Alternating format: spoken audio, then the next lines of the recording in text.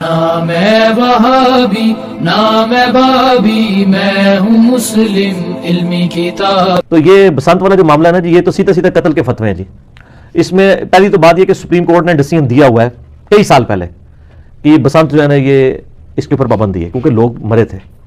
ایک بندہ بھی مر جائے نا تو وہ پوری انسانیت کی موت ہے۔ سورۃ المائدہ میں آیا نا کہ جس نے ایک جان کو قتل کیا گویا اس نے پوری انسانیت کو قتل کیا، سورۃ المائدہ آیت نمبر 32 میں۔ اور جس نے ایک جان کی جان بچائی، ایک انسان کی، مسلمان نہیں سر، انسان، گویا اس نے پوری انسانیت کو بچا لیا۔ تو یہ تو اسلام کی تعلیمات ہیں۔ تو اب ہونا یہ چاہیے کہ یہ جو لوگ کہہ رہے ہیں نا کہ اس سے یعنی اکنامک ایکٹیویٹیز جنریٹ ہوں گی اور یہ ہوگا، تو ٹھیک ہے، یہ لکھ کے دیں کہ اگر کوئی ایک بندہ بھی مرا تو قصاص پھر اس منسٹر سے لیا جائے گا جس کے دماغ میں اشتونگڑا آیا ہے، ٹھیک ہے، وہ ٹنگنے کے لیے تیار ہو جائے پھر، اور دیت بھی تیار ہو پھر۔ اور دیت سر یہ دے بھی نہیں سکتے ہیں، 100 اونٹ دیت ہے اسلام میں، سنن ابی داؤد کھول کے۔ اور اکنامک ایکٹیویٹیز اس طریقے سے آپ نے جنریٹ کروانی ہے۔ یہ تو اسی طریقے سے ہے کہ کوئی شخص کہے کہ جی ہم ہیروئن کی اسمگلنگ شروع کر دیتے ہیں باہر کے ملکوں کو، ان کے لوگوں کو نشئی بناتے ہیں اور اکنامک ایکٹیویٹیز بھی جنریٹ ہوں گی۔ یعنی آپ حرام طریقے سے چیزوں کو لے کے چل رہے ہیں۔ اکنامک ایکٹیویٹیز جنریٹ کرنے کے لیے یہ نہیں کہ لوگوں کی لائف سٹیک پہ لگائی جائے، جبکہ ایک چیز اسٹیبلش ہو چکی ہے کہ اتنے لوگ جو ہیں وہ اس ڈور کی وجہ سے یعنی مر گئے ہیں، اور پھر اوپر لوگوں کو مشورے دے رہے ہوتے ہیں جی آپ جو ہے وہ جناب موٹر سائیکل پہ وہ یہ لگا کے بیٹھ جائیں، اور اس طرح خود انہوں نے گاڑیوں میں گھومنا ہوتا ہے اور غریب لوگوں کو یہ مشورے دے رہے ہیں۔ کتنے چھوٹے چھوٹے بچوں کی ڈیتھس ہوئی ہیں، تو ہم تو اس کو ٹوٹلی کنڈیم کرتے ہیں جی۔ اور یہ ہم کہتے ہیں کہ یہ جو یعنی عمران خان صاحب کی حکومت کے جو چند وزراء جو اسی حکومت پہ خودکش حملے کر رہے ہیں نا، جس طرح کبھی وہ یعنی وہ شراب والے ایشو پہ خودکش حملہ ہوا جو انہوں نے بل ہی نہیں پیش کرنے دیا، انہوں نے کر دیا ہے بسنت والا۔ میرے بھائی ترمذی میں حدیث ہے، ایک مسلمان کا قتل اس سے بڑھ کر گناہ ہے کہ کوئی شخص پوری دنیا کو تباہ و برباد کرتا ہے۔ ایک حدیث ہے صحیح بخاری کے اندر، کو نہیں، وہ جنت کی خوشبو بھی نہیں پائے گا اگرچہ جنت کی خوشبو 40 سال کی مسافت سے بھی آ رہی ہوگی۔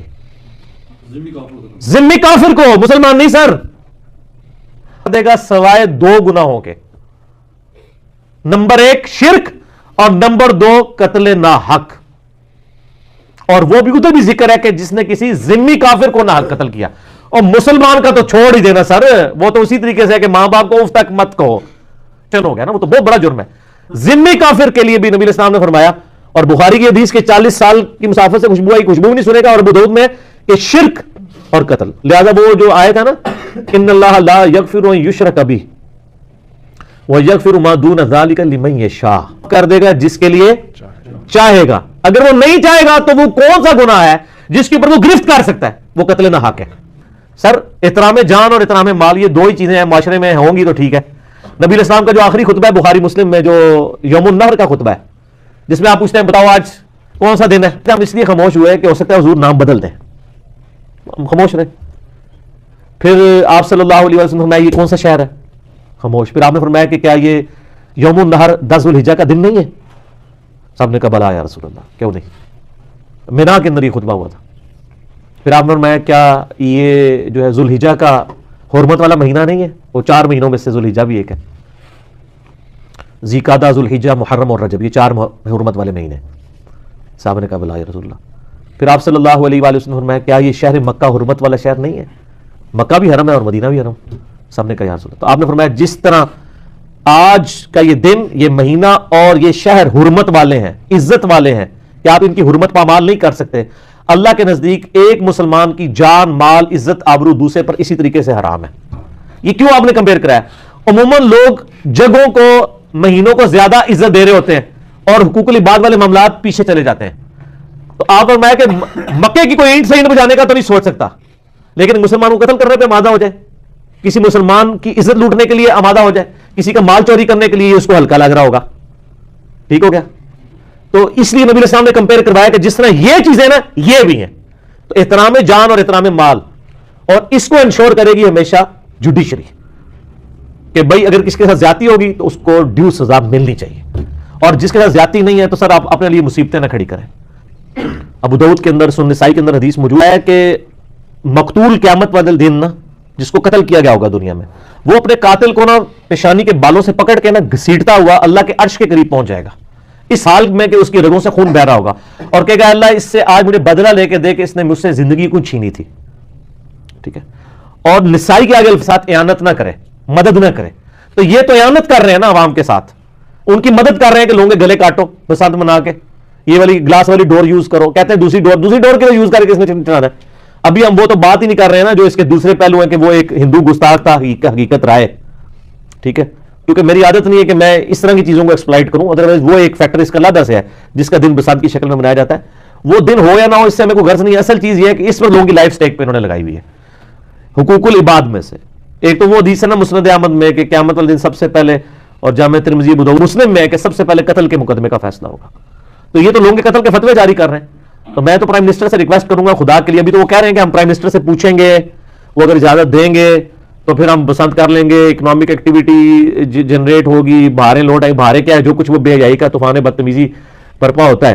تو ٹھیک ہے, یہ پھر یہ لکھ کے دے دیں کہ جو بندے بھی مریں گے نا ان کے بدلے میں ہمیں قتل کیا جائے, جتنے بندے مرے اتنے وزیر ٹانگے جائے گئے ان کے بدلے میں. تو ٹھیک ہے منظور کریں تو کوئی پیار ہوگا. تو دوسروں کے بچے مرتے ہوئے ان کو اچھے لگ رہے ہوتے ہیں نا, اپنے بچوں کے بارے میں بھی کوئی غور کرے نا کہ اس طریقے سے ہو کسی کا, تو پھر ہم اس سے پوچھیں گے ہاں یہ پسند ہونی چاہیے کہ نہیں ہونی چاہیے. اتنے لوگ مر چکے ہیں, پھر سپریم کورٹ کا کی طرح سے بندی لگ چکی ہوئی ہے. یہ نہیں کسی کو یہ آپ سمجھ لیں کوئی پولیٹیکل پارٹیز کا آپس میں جھگڑا نہیں ہے, بلکہ یہ عوام کی ڈیمانڈ ہے. اور آپ دیکھیں اس کی وجہ سے کتنا زیادہ ریونج ہے لوگوں میں. یہ تو صرف چند لبرلس کو دیکھ رہے ہوتے ہیں نا, جن لوگوں نے باہر سے ٹکٹ کٹا کے یہاں پتنگ اڑانے کے لیے آنا ہے گاڑیوں میں, اور ان میں سے بھی کئی بلٹ پروف گاڑیوں میں بیٹھے ہوئے ہوں گے, تو عوام الناس نیچے رگڑی جا رہی ہوگی نا. اور پھر یہ تو پتہ بھی نہیں چلتا, ڈور پھر جاتی ہے, آپ قاتل بھی نہیں اس کا ڈھونڈ سکتے. ایسی صورت میں تو حکمران وقت کو ہی پھر تخت دار پہ لٹکانا چاہیے نا.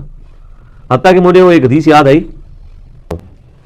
اور ان کوڑے لگنے کی وجہ سے وہ مر جائے تو میں اس کی دیت دوں گا, اس لیے کہ کوڑوں کی سزا جو ہے یہ نبی علیہ السلام نے مخصوص نہیں فرمائی تھی, ہم نے اجتہاداً رکھی تھی. اس سزا کے تحت شرابی کی سزا 80 کوڑے رکھی گئی تھی سیدنا عمر کے دور میں حضرت علی کے مشورے سے. نبی علیہ السلام کے مبارک زمانے میں تو بخاری مسلم میں آتے تھے. پھر چونکہ رومن اور پرشین امپائر جب فتح ہوئی تو مسلمانوں کا رزق کھل گیا, تو پھر عیاشی میں پڑ گئے, شراب نوشی زیادہ ہوگی حضرت عمر کے دور میں, تو انہوں نے پھر حضرت علی سے مشورہ کیا تو یہ 80 کوڑے رکھے. حضرت علی کہہ رہے ہیں چونکہ 80 کوڑے ہم نے اجتہاداً رکھے ہیں, اور ان کوڑوں کے دوران اگر یہ بندہ مر جائے, شرابی مر جائے, تو میں اس کی دیت دوں گا, کیونکہ یہ سزا ہم نے خود رکھی ہوئی ہے. کون علیکم بسنتی و سنت الخلفاء الراشدین المہدیین, اسلام نے اس کی سزا وہ نہیں رکھی تھی, ہم نے اس کو تعزیراً بڑھایا ہے, تو ہم دیت دیں گے. تو سر جو یہ بسنت کی اجازت دے رہے ہیں ان کی دیت تو بدرجہ اولی بنے گی, کیونکہ یہ تو کام ہی غلط کروا رہے ہیں, تو قتل کے فتوے جاری کر رہے ہیں. تو فوراً سے پہلے جناب ریاست مدینہ والی بات کے اوپر توجہ کرتے ہوئے آپ فوراً سے پہلے اس معاملے میں رجوع کریں. ابھی پرائم منسٹر سے تو محل منظوری نہیں ہوئی, امید ہے کہ جتنا شور مچا ہے کہ منظوری نہیں ہوگی, مجھے امید ہے انشاءاللہ تعالی. نام ہے وہابی نام ہے بابی, میں ہوں مسلم علمی کتاب.